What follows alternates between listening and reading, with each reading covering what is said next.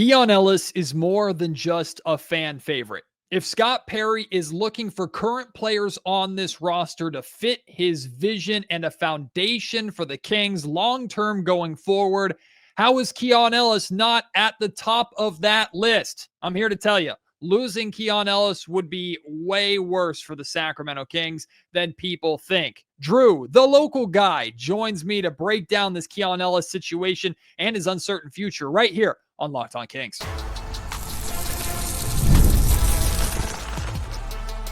You are Locked On Kings, your daily Sacramento Kings podcast, part of the Locked On Podcast Network, your team every day. And now, ladies and gentlemen, it is that time for another episode of Locked On Kings.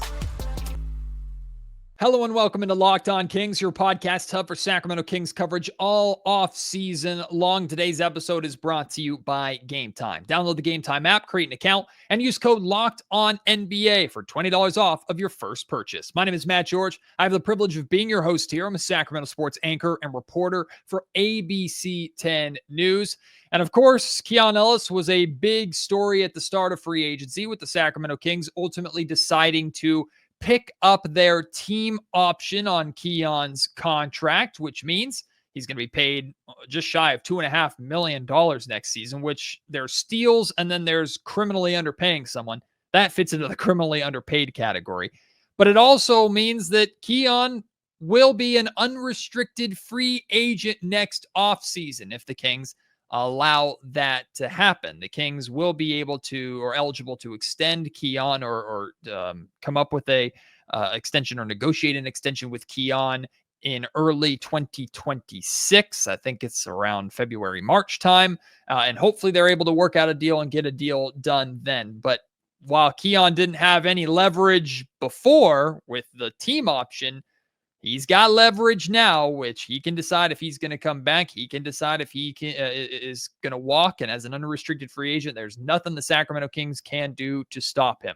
So the possibility of losing Keon Ellis is very real and should be, I think, very scary for Sacramento Kings fans. Well, someone who knows Keon Ellis really well, has developed a relationship with Keon Ellis, a friendship with Keon while he's been here in Sacramento, is one of the best follows, in my opinion, on Kings Twitter. His name's Drew. He's the local guy. I've been chatting with Drew for a long time, gotten to know him over the years, but never had him on Locked On Kings. I know, shame on me. So Drew is going to join me right now, and we're going to discuss just what he knows and just his sense on the Keon situation. He'll share what he can or wants to about conversations that he's had with Keon over this point. And again, as someone who knows Keon pretty well personally, kind of give us an idea of what maybe Keon is thinking or considering going into this season and how he feels about the Kings picking up his option and not paying him the money that he is worth right now. So please enjoy my conversation with Drew, the local guy. Shame on me that it has taken this long. It is about time that we have the local guy, my guy Drew, here on the Locked On Kings podcast. If you're not familiar with the local guy, it must be you're not on Kings social media.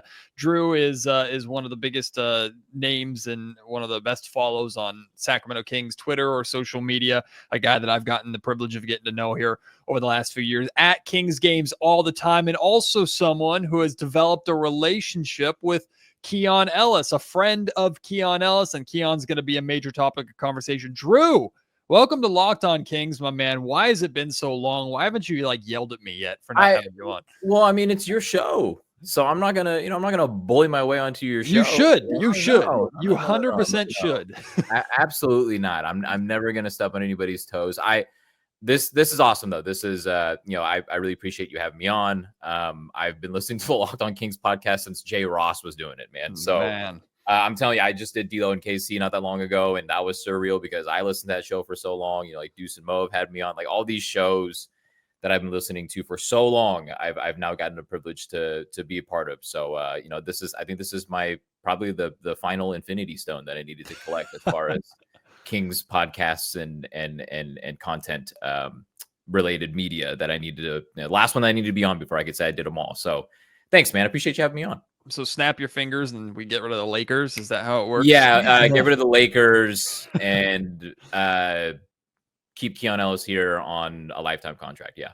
I love that. I love that. And also, if you don't know, Drew hosts on Twitter Spaces. I think that's what it's called, right? The spaces that he gets together anytime, like post game after Kings games, or when there were big trades and we were doing free agency watch and Kaminga watch and everything like that. Drew was hosting daily shows over there where you could even jump in and weigh in and share your voice too on what's going on. So go and check that out too. But Drew, I'm very excited to talk about Keon. I wish the circumstances were better because, like, I was talking with D'Lo about this yesterday, Damian Barling. There's a human element to all these guys, right? And if you take away the be a professional, do your job, and think about how would you feel if you were criminally underpaid? A lot of people probably have gone through that in their jobs or in their life at some point. Now, criminally underpaid for Keon Ellis is still $2 million. Right. But when he's going into next season and he's going to have a prominent rotational role and he's making less money than Devin Carter, who, even if he's still on the team, might not have a role, period. And he's going to make less money than almost the entire roster. I mean, I understand the frustration that Keon Ellis and his camp are feeling going into next season after the Kings picked up his option. Yeah, I think that is the most overlooked thing about all of this is this guy's still a human being. For 48 minutes, when you watch him 82 games a season, yeah, he's a guy out there on the court. You expect him to do this, and that. He's obviously gained a massive following. He's become one of the unsung heroes of the team, and so many people appreciate the way that he plays because he very much is Sacramento Kings basketball, or at least what this city would like Sacramento Kings basketball to be, right? Like blue collar, hardworking type of guy. But that just because he was an undrafted free agent who was a two-way, who ended up getting a standard contract, it doesn't mean that it just stops there. It's not just about, at this point in his career, it's not about just, oh, I'm happy to be here. It's, I'd like to get paid. He's got friends and family that I'm sure he would love to lock down some generational wealth for, so we can take care of everybody for forever. And so just like you said, $2 million, he's at 2.3 million this year because the option got picked up. I'm thinking he was hoping for something in the neighborhood of like a pay increase that was 5 or 6 times that amount, right? So of course anybody's going to feel a way about that. And I had a conversation with him, I think about a week or so before the option deadline, and yeah, he was, I wouldn't say he was sweating it, but he was just like, I kind of don't know what they're going to do. And when you're left in the dark like that, and then you're left in the dark basically up until the very last minute, because, I found out maybe a few minutes before the tweet went out, right? Like that kind of shows me that they were really playing it. Scott Perry was playing it really close to the vest. He really wasn't letting anything out there. And I could sense the disappointment and really a little bit of the frustration that came from him when I found out, when he told me, they're picking it up. So I think that's lost on a lot of people, and I think it's easy for a lot of people to say, well, it's still $2.3 million. It's like, look, if you were making $2.3 million and your agent and your management and those around you are thinking, you could get $12, $13 million annually starting this summer, of course you're going to feel a way about it. And that ended up not happening for him. So I think there is a little bit of sense of frustration and disappointment on his end. Well, it's also like a pay me like you play me, because when he signed his first NBA contract, and that's what a lot of people said, he signed the contract, he has to see it through. It's his first NBA deal being transferred from a two-way contract. And at that time, he's playing with the team, but he has kind of an inconsistent rotational spot. A lot can change in a year. And over last year, with all the turmoil and all the chaos that happened with the Sacramento Kings organization, Keon Ellis solidified himself as an absolute rotational piece, not just for the Sacramento Kings, but in the NBA period, right? And even starting caliber player at times, which I don't think, because Zach LaVine is here and DeMar DeRozan are here, he's going to be a starting caliber player for this team, at least right now. But he's more than capable of being flexed into that role if there's ever an injury or anything that happens, knock on wood. So Keon's thinking, look, you're playing me like a $12+ million per year player. So I want to be paid like that. And again, in sports, and we see this a lot more in football because it's obviously a more violent sport than basketball, but in a year, or even in 7 to 9 months is when he's eligible to get an extension. Right. A lot can change between now and then. We saw Tyrese Halliburton in one step pop his Achilles, right? The amount of players last season that tore something, or like star players, Dame Lillard is also down right now, right? Keon's a lot younger than, well, not younger than Tyrese, but a lot younger than Dame. And you can't be afraid to like step out your door or walk downstairs or anything like that, because injuries happen all the time. But if you're a $2 million per year player and you're told, hey, just wait, we'll pay you in 9 months, but something happens between now and that 9-month period, suddenly his wealth falls off a cliff, or his value falls off a cliff. So this is why players, again, especially in football, they hold out or they do these things because they want to get paid right away when they know they're worth it now, because something could happen in the future. So I'm not saying that Keon is going to throw a fit. I don't think he's going to pout or anything like that. It's just not the kind of guy that he is. You can speak to that better than I can. But I don't blame the dude one bit for walking into training camp day one and looking around and going, man, how am I the least paid guy on this roster? This is BS. Yeah. And I'm with you on that when it comes to him as a person and as a player. And you've spoken about it a ton. So have Damian and Kenny on their show. He's not that kind of guy. He's not going to come into training camp and be like, well, screw this. You know, I'm just not going to try, or I'm going to phone it in because I'm afraid I'm going to get hurt. At the end of the day, he's a competitor. He still wants to be able to prove that he should deserve minutes and be out there and impact winning. So there's no way that he's just going to like tank it and, you know, kind of take it easy so that he can preserve his body. He obviously knows the risk of the other side of that, right? Like, I mean, yeah, you may protect yourself from injury, but if teams around the league take notice of the fact that you're kind of just coasting it out there, well, then you're probably not going to get the money that you deserve, right? And even though the Kings, I'm sure, would love to keep him around, well, everybody kind of knows that if he doesn't accept an extension around the trade deadline, which I think if anything happens, it probably would be around then, if the Kings are able to shed some salary from next summer moving forward. They may offer him something if they're able to move off of somebody at the deadline. But at that point, the other side of that equation that Kings fans should probably be worried about should be, well, if he's playing really, really well and thinks that he could get something, you know, obviously he's going to consult with Bartelstein, his agent. If he could get something even bigger than that, and if he can get the other 29 teams in the league to start bidding against one another for his services, well, then that's where the scenario gets really, really scary, right? Because he's free to leave and sign with whoever he wants next summer. And that, I think, aside from the fact that you could have locked him down to a cost-controlled contract this summer, that was the other scary part of the equation was, well, they could just lose him for nothing next summer. And that would certainly be the nightmare scenario. Yeah, the frustrating part for him, I'm sure, is this summer he's powerless. But next summer he has all the power. Yeah. So exactly. you're delaying the power for a year. And like, I know Kings fans should be concerned about exactly what you laid out there. And I can tell you this right now. 29 teams in the league, other 29 teams, they have interest in him with who he is now, because it's not just how incredibly talented he is on the defensive end. It's not just that he's a 40+% 3-point shooter, which we have no reason to believe that's going to fall off a cliff. Right. It's that he's affordable. And look at the league. The league is terrified money right now. And until they adjust this apron system, which I imagine they will in a few years or whatever, when there's a new CBA and everything like that. But until they adjust this apron system, teams are going to be operating with scared money. And a $12 million starting caliber player or rotational piece that you can count on to be one of your top 7, sometimes 6 guys on your roster to help you win basketball games for $12 to $15 million a year, that's a gold mine. So Keon is going to have a tremendous amount of value around the league. So the Sacramento Kings better hope that they can get a deal done during this season, because there are going to be other teams that are going to be in a bidding war for him. There are going to be teams in a lot better situations that are going to be able to offer him the same money that the Kings are willing to give him.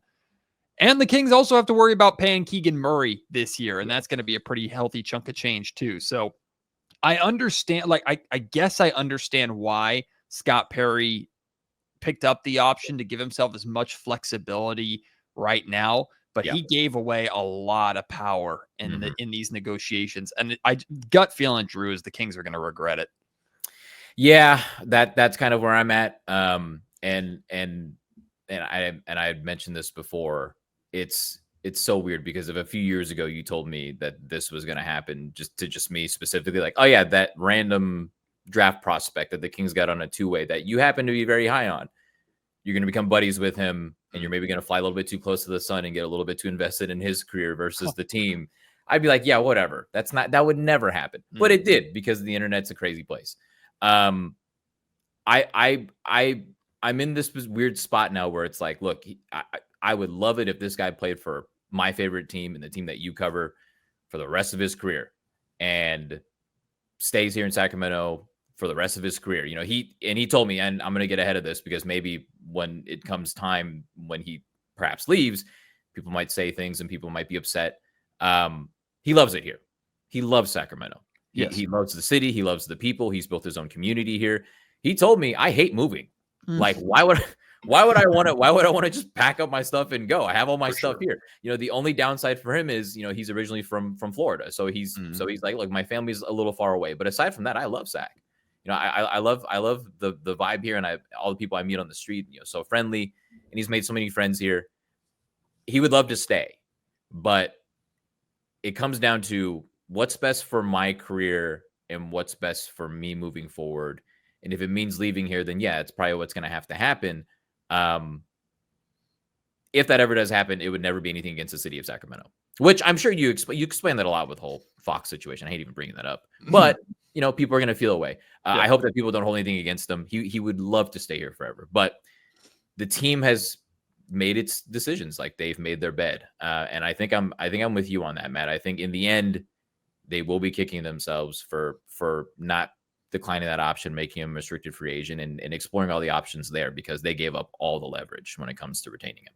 This episode of the Locked On Kings podcast is brought to you by Game Time. College football is back. And honestly, there's nothing better than the energy of tailgates and being in the stands with your fellow fans. The only downside can be trying to get tickets. There's endless queues, hidden fees, and the prices that jump up at checkout. That's why you should use Game Time, the app that gives the advantage back to fans. It's the easiest way to score last-minute tickets at the best prices with no surprise fees. What you see is what you pay. You can pull up to Game Time right now and find good tickets for Texas and Ohio State, right? The biggest college games all the way to your local college games. You can find them on Game Time. And like I said, the closer it gets to the event, if you're buying tickets Saturday morning for a Saturday afternoon game, you're going to find better prices than if you're looking at that game and buying tickets right now. That's that just Game Time special. They have zone deals where you can pick a section and Game Time picks the seats for you at the best discounts. You save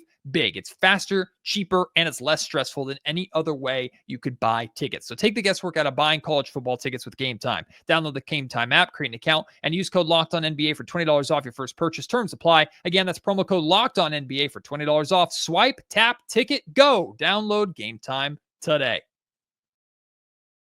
One thing I don't know for sure, because I haven't been told verbatim, but I'm very confident has happened because I've learned and had conversations with Scott Perry and know how involved he's been with everybody and transparent he's been with everybody and the conversations he's having with everybody. I'm sure there have been at least one, if not multiple conversations between Perry and Keon and his camp of here's why we're doing this. Here's our plan going forward and how we see you're a part of the plan. I know it sucks right now, but we need to do this now because we need flexibility for these reasons to try and get this team as competitive as possible. We still view you as an important piece of the future, blah, blah, blah. Now, to a disgruntled employee, that can sound like just like sweet nothings or honey in the ear that is just meant to calm you down, when in reality it's kind of backhanded. I don't think that's the case with Scott Perry, but I do I understand the human nature if Keon and his camp don't really want to hear that right now. What I don't think is a narrative yet, but something worth monitoring is that like a bridge is burned or anything like that. I don't believe that Keon feels such a certain type of way about this that he's not willing to go to the negotiation table in good faith in a few years.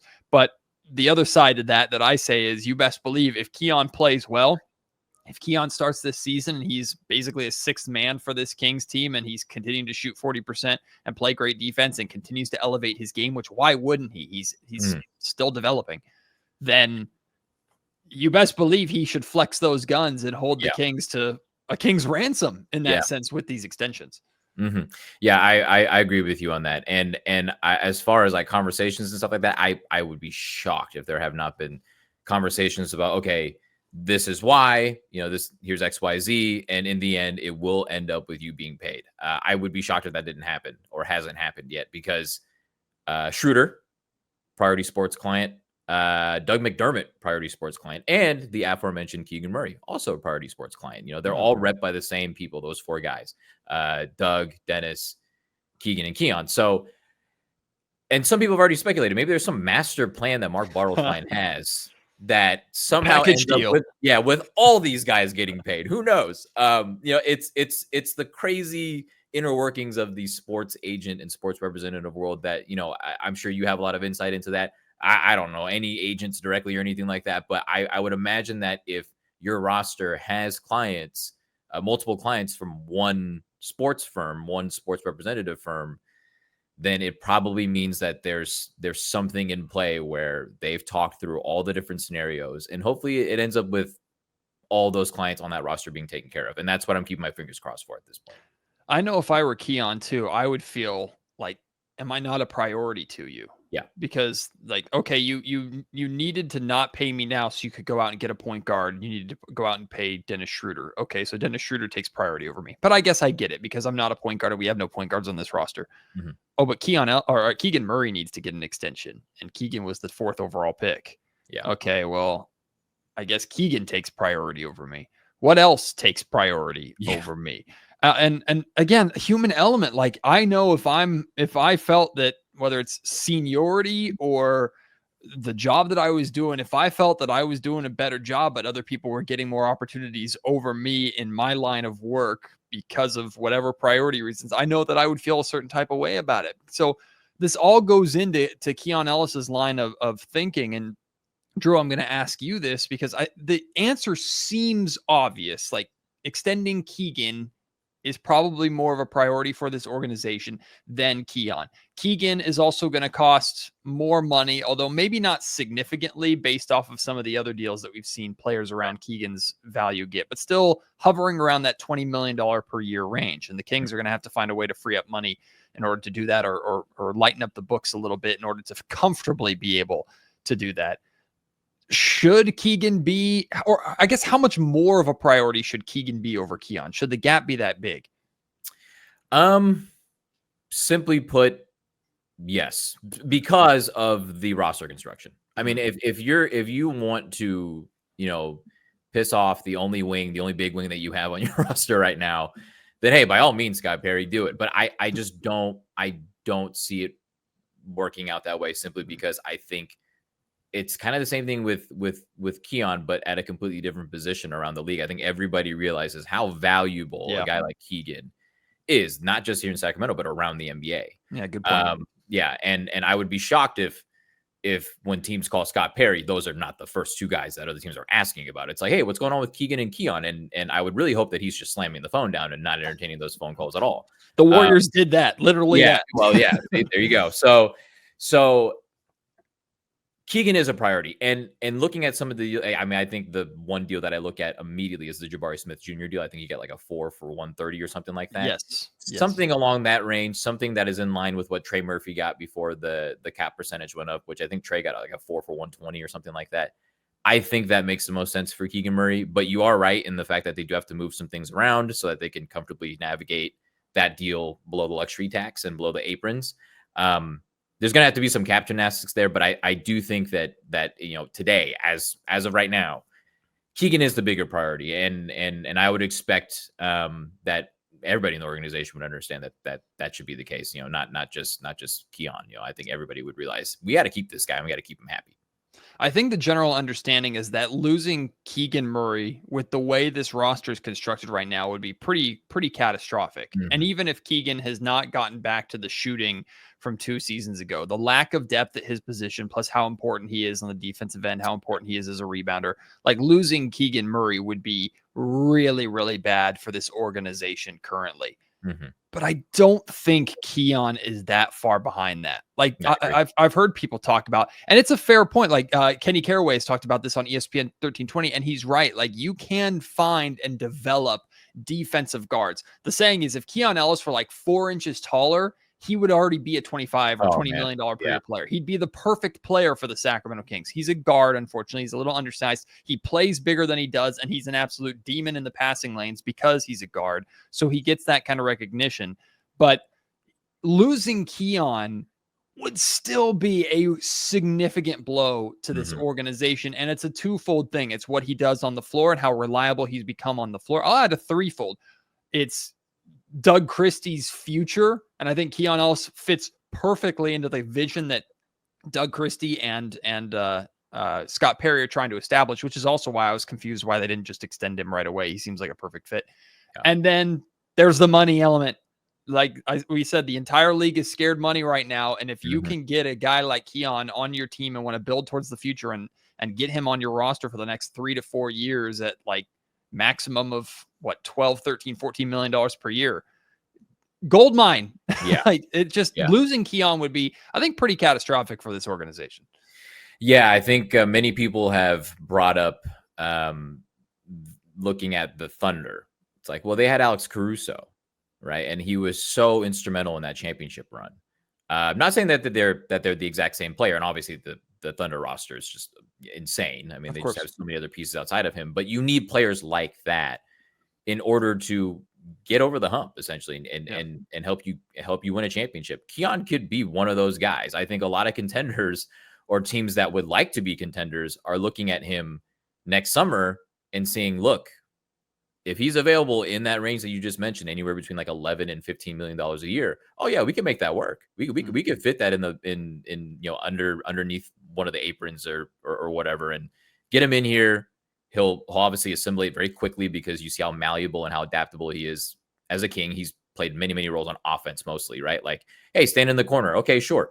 Fox got injured early on 2 seasons ago. Hey, we need you to start at point guard. Like those were his first couple starts in the league, were at point guard. And he did just fine. So I think his willingness to adapt, his willingness to embrace any role, I mean, that also is an appeal. But I mean, just like you mentioned earlier as well, I mean, the guy just shoots the hell out of the basketball and plays all NBA level defense. I mean, who wouldn't want that on their roster? And especially at that price tag, I mean, that'd be an easy decision. Like, I'm sure there's going to be a lot of, if it gets to the point where he's available to kind of take a look at the market, him and his agents next summer, I would be shocked if like not at least 2/3 of the league is like knocking down his door trying to find out if he wants to come play for their team. This episode of the Locked On Kings podcast is also brought to you by FanDuel. The NFL season is right around the corner, and FanDuel is making sure you're ready for kickoff with a can't-miss offer. Right now, new customers can bet just $5 on anything. And if your bet wins, you'll get $300 in bonus bets to use across the app. So take $5 and pick the easiest week 1 matchup or prop bet that you can find. One that is surefire money to where the payout isn't going to be very big, right? Normally it would not be the best bet because the odds are so, it's such a heavy favorite. It's not going to pay you much. It doesn't matter. Put $5 on that. When you win, you get $300. Now you can really start to play on FanDuel and get in on all the NFL action on Thursdays, Sundays, and Mondays. It makes games way more exciting, even if you're watching a team that you don't care about or 2 teams that you hate. FanDuel makes it better. It's quick, easy, and the best way to add a little more energy to Sundays. It can also spice up some of those dull and boring Thursday night football games that we get from time to time. So are you ready to play? Download the FanDuel app now by visiting FanDuel.com to get started. That's FanDuel.com to place your first $5 bet. Yeah, insert championship caliber team for this upcoming season here. All of those teams would want Keon Ellis on their roster. Like the first team that comes to mind, like the Cleveland Cavaliers are essentially entering like a championship or bust window. You don't think they'd kill to have Keon Ellis on their roster to supply some minutes for when either Garland or Donovan Mitchell get off the floor? Like he would be perfect in an environment like that. And you could pretty much, that's what also makes Keon so valuable, is he's so plug and play. There's a reason why the Kings could flex Keon into the starting lineup very quickly and they could be successful, because Keon can play with almost any group on the floor because he spaces the floor, he plays defense. And I mean, he's not necessarily a go-to offensive option yet, but hey, maybe that's the next part of his game. And that leads me to the 2 final questions that I want to ask you, Drew. The first one is, let's flip it back on a positive side. Let's say like we're going into the season. Keon Ellis is still in a Kings jersey, and we want to see him as well as the entire team succeed. What do we think is the next step for Keon in his development? What is the next? And it doesn't have to be monumental or massive or anything like that. The jump to a 40+ 3-point shooter or percent 3-point shooter last year was a massive jump. What is it? What is the next level you think that Keon takes his game this season? It would be very, very helpful for this team specifically if he could play more point guard minutes in a pinch, I think. So offensively, I think defensively, he still can grow there. Sure. It's crazy though, because he's still, because he's already such an elite defensive player, but offensively, we've seen some of the playmaking stuff. A lot of that was showcased 2 seasons ago when he, especially when Herter went down and he closed out the season, that final stretch as the team's starting shooting guard. He does a lot of good connective stuff. He did some pretty good stuff out of the pick and roll, but I think if he could take another small leap there, and if Doug Christie needs him to be out there to be a primary ball handler in some sets, and a secondary handler in some other sets, playing out there with, maybe Malik, and who knows how that stagger is going to work between Malik and Dennis and Levine and Keon. But if he can play minutes next to just about anybody else in the backcourt and provide really solid ball handling and be able to initiate some of the offense, I think that would be massive for the Kings, because there probably will be moments during the season where, knock on wood, injuries happen, right? Maybe there will be some sort of lineup that Doug feels he can take advantage of that the defense is employing. So he'll play certain guys together, and that may require Keon to handle the ball a little bit more next to a guy like Zach or next to a guy like Malik. I think that would be the next step for him, as far as, maybe helping the team out. And then maybe, I guess, second place to that would probably be maybe more movement shooting and maybe more off the dribble shooting, because he's deadly as a spot up shooter. But if he can start making threes on the move, off, running off of screens or off the dribble, that would be, I think that takes him to the point where it's like, oh, next February, I'm not even thinking about whatever the Kings slide me across the table. I'll wait until the summer, because I think the entire league wants me. So finally, Drew, what do you make of this offseason as a whole? The moves that the Kings have made, the hypothetical moves that are floating above the Kings' heads, like Kuminga or Russell Westbrook. I mean, we're about a month away from training camp at this point. Still a lot can happen, but what do you make of this offseason, how it's gone for Perry so far? What are we on? Day what for Kuminga watch? Who cares? Day too many. Well, Schroeder, that made sense. And so it goes back to what you said earlier about, well, we kind of needed to pick up your option, Keon, because we don't have a point guard. I mean, who's going to play point guard, right?